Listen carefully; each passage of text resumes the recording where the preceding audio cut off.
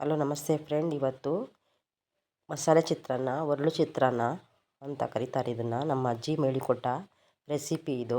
ಒಗ್ಗರಣೆಗೆ ಕಡಲೆಬೀಜ, ಕಡಲೆಬೇಳೆ, ಉದ್ದಿನಬೇಳೆ, ಸಾಸಿವೆ, ಅರಿಶಿಣ ಪುಡಿ ಮತ್ತು ಕಾಯಿ ರುಬ್ಬಲಿಕ್ಕೆ ಕಾಯಿ, ಹಸಿಮೆಣಸಿನಕಾಯಿ ಒಂದು 5-6, ಕಾಲು ಹೋಳು ಕಾಯಿ, ಜೀರಿಗೆ 1 ಚಮಚ, ಹುಣಸೆಹಣ್ಣು 1 ನಿಂಬೆಹಣ್ಣಿನ ಗಾತ್ರ, ಕೊತ್ತಂಬರಿ 1 ಹಿಡಿ, ಕರಿಬೇವು ಎಲ್ಲವನ್ನು ಹಾಕಿ ರುಬ್ಬಿಕೊಳ್ಳೋಣ. ಇದನ್ನು ಚಿತ್ರಾನ್ನ ಮಾಡಲಿಕ್ಕೆ ಮಸಾಲೆ ಎಲ್ಲ ರುಬ್ಬಿಕೊಂಡು ಬಂದಿದ್ದೇನೆ ಎಲ್ಲವನ್ನು ಹಾಕಿ.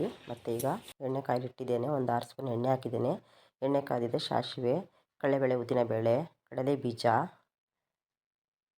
ಕರಿಬೇವು, ಅರಿಶಿಣ ಎಲ್ಲವನ್ನು ಹಾಕಿ ಫ್ರೈ ಮಾಡಿಕೊಳ್ಳೋಣ. ಸ್ವಲ್ಪ ನೆಗಡಿಯಾಗಿ ವಾಯ್ಸ್ ಎಲ್ಲ ಚೇಂಜ್ ಆಗಿದೆ ಫ್ರೆಂಡ್. ಸಾಸಿವೆ, ಕಡಲೆಬೇಳೆ, ಉದ್ದಿನಬೇಳೆ, ಕಡಲೆ ಬೀಜ ಎಲ್ಲ ಫ್ರೈ ಆಗಿದೆ. ಈಗ ಇದಕ್ಕೆ ಹಿಂಗೆ ಹಾಕಿ ಫ್ರೈ ಮಾಡಿಕೊಂಡು ರುಬ್ಬಿರೋ ಮಸಾಲೆಯನ್ನು ಹಾಕಿ ಫ್ರೈ ಮಾಡೋಣ. ನನ್ನ ಚಾನಲ್ಗೆ ಸಬ್ಸ್ಕ್ರೈಬ್ ಮಾಡಿ, ಲೈಕ್ ಮಾಡಿ ಫ್ರೆಂಡ್.